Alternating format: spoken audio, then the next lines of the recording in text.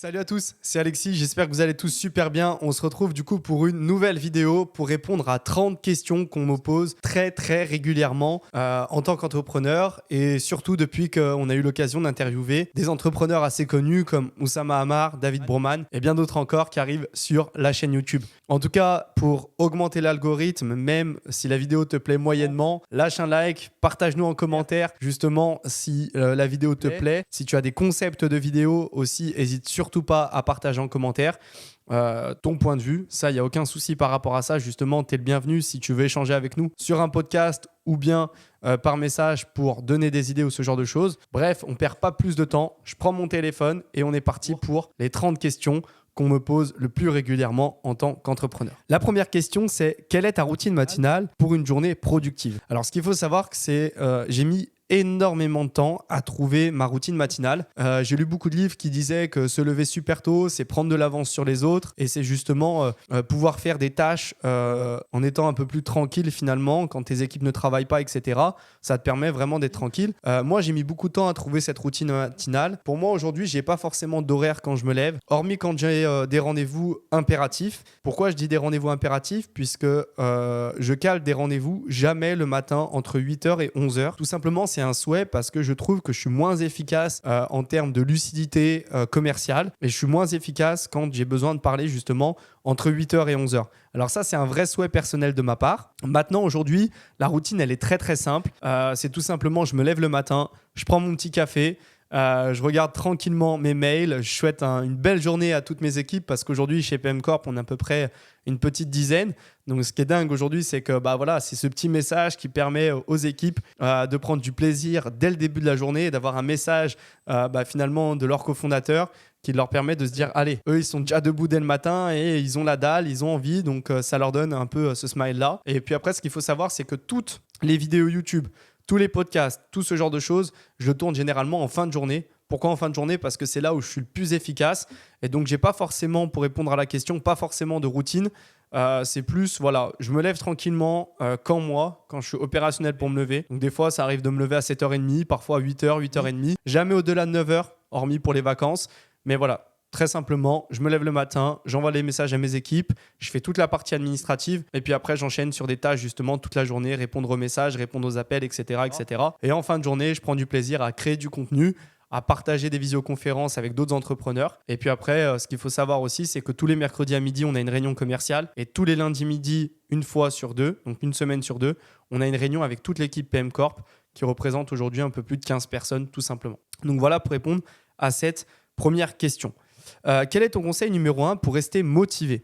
Alors, pour rester motivé, je me rappellerai toute ma vie, j'ai une nana qui était venue au collège quand j'étais plus petit et elle nous avait fait un cours justement sur la motivation, sur la détermination, etc. J'avais vraiment apprécié ce petit cours-là et elle disait le matin quand tu te réveilles, le plus important, c'est d'être absolument motivé et de se pousser à être motivé justement. Et aujourd'hui, je me suis rendu compte que ça faisait la différence. Je me levais le matin, que ce soit une mauvaise journée la veille ou une bonne journée la veille.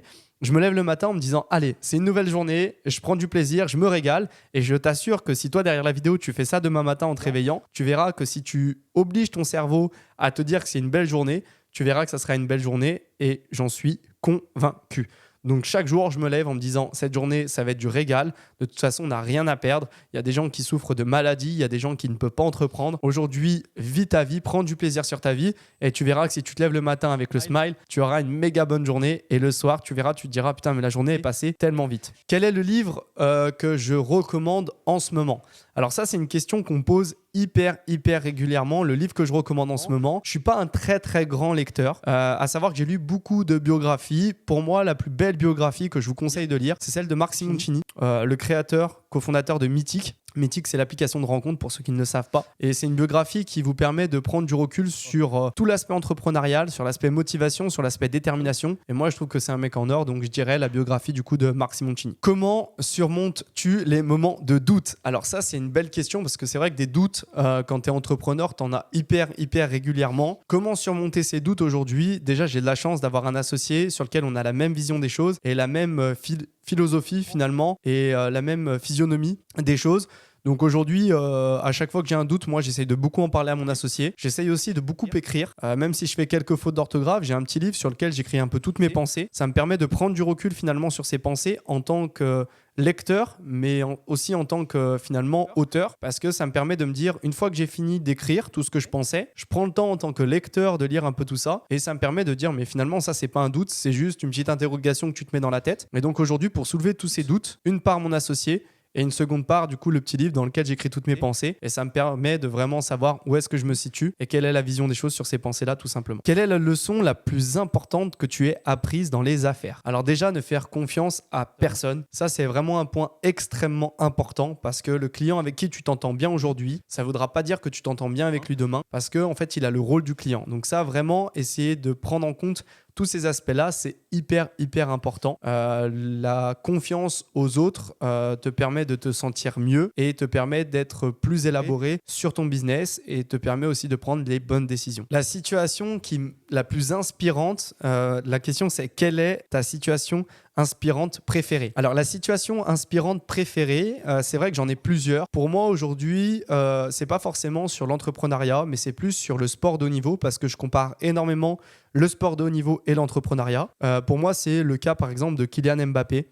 J'ai toujours dit que ce mec-là, j'avais une admiration énorme pour lui parce que finalement, quand vous voyez un gars qui vient de perdre la Coupe du Monde et qui 3 jours après est déjà à la séance d'entraînement pour continuer à s'entraîner et continuer à performer, bah moi je trouve ça complètement dingue. Et donc aujourd'hui, effectivement, c'est tous les sportifs de haut niveau parce que les sportifs de haut niveau, c'est comme des entrepreneurs. Il va y avoir des victoires, il va y avoir des échecs. Mais aujourd'hui, rien n'est acquis. On voit énormément de sélections, par exemple, comme l'équipe de France U17, U18, U19, U20 et les espoirs.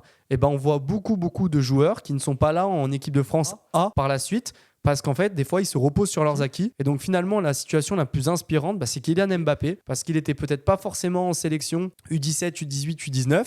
Mais c'était quelqu'un en fait qui a beaucoup travaillé et qui va chercher le top niveau tout le temps. On peut prendre Léo Messi, on peut prendre Cristiano Ronaldo qui sont exactement les mêmes sportifs puisqu'aujourd'hui on les voit très rarement blessés parce qu'ils ont une hygiène de vie irréprochable. Et finalement, c'est comme les entrepreneurs, quand tu as une hygiène de vie irréprochable et que tout correspond, tu fais en sorte que toutes les planètes soient alignées, et bah, tu auras des performances forcément dans ton business ou dans la chose que tu pratiques, tout simplement. Comment restes-tu organisé au quotidien? C'est la 9e question, enfin la 8e question, pardon.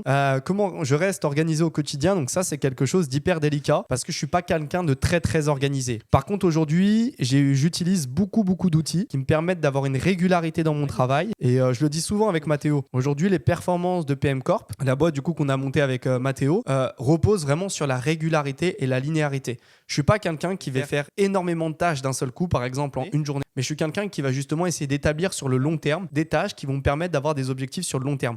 Donc pour rester organisé aujourd'hui, très clairement, j'essaye justement d'organiser chaque semaine de manière linéaire avec les tâches respectives chaque semaine sur chaque emploi du temps. Typiquement, je sais que ma réunion commerciale, elle est tous les mercredis à midi.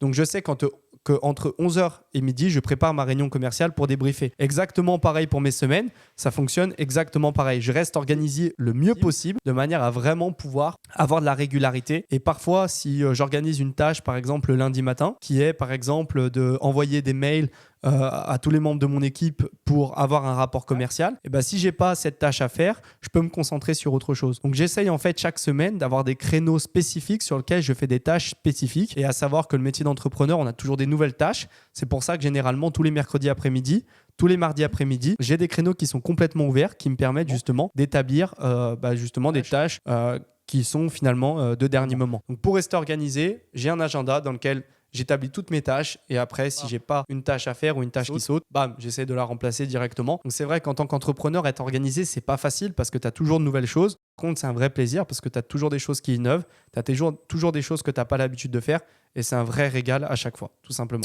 Quelle est ta plus grande source d'inspiration? Alors, ma plus grande source d'inspiration, ça, c'est une question qu'on me pose aussi hyper régulièrement. La plus grande source d'inspiration, je dirais qu'aujourd'hui, encore une fois, c'est les sportifs de haut niveau. Parce que justement, à chaque fois, je trouve qu'un sportif de haut niveau, donc quand je dis un sportif de haut niveau, on peut parler d'Usain Bolt, on peut parler de Kylian Mbappé, on peut parler de LeBron James, on peut parler de vraiment tous les sportifs de haut niveau qui sont vraiment au haut niveau. Pourquoi je parle de haut niveau aujourd'hui? Parce que c'est des gens qui sont linéaires. LeBron James, il n'a pas fait qu'une saison en NBA. Kylian Mbappé, il est encore très jeune, il n'a pas fait qu'une belle saison en Ligue 1. Usain Bolt, il n'a pas gagné qu'un seul trophée ou qu'un seul Jeux Olympiques. Et ben non, aujourd'hui, ce qui est hyper intéressant, c'est que les sportifs de haut niveau, on voit vraiment la différence parce qu'ils travaillent continuellement. Ils essayent de faire en sorte justement de performer continuellement. Donc ma plus grande source d'inspiration, c'est vraiment ces mecs-là parce que je trouve qu'ils ont un mindset extraordinaire. Ils ont une hygiène de vie qui va forcément leur permettre d'avoir des résultats. Et donc, encore une fois, très sincèrement, les sportifs de haut niveau, pour moi, c'est les personnes que j'admire le plus parce que, d'une part, ils ont cette cote de célébrité, d'une autre part, ils ont cette régularité. Et quand on voit un Kylian Mbappé qui réussit à avoir une lucidité fulgurante devant la caméra, bah aujourd'hui, clairement, c'est les personnes qui m'inspirent le plus, tout simplement. Bon, la vidéo dure un peu plus longtemps que prévu. On va se retrouver du coup dans une seconde partie qui sortira dans 2 jours sur cette chaîne YouTube. J'espère que tu as pris du plaisir. Je te rejoins du coup et tu me rejoindras sur la deuxième partie qui sort la semaine prochaine. Pour être informé de cette deuxième partie, je te laisse t'abonner. La deuxième partie, c'est des questions un peu plus personnelles sur ma vie perso. Donc, je compte sur toi pour être présent dans cette vidéo.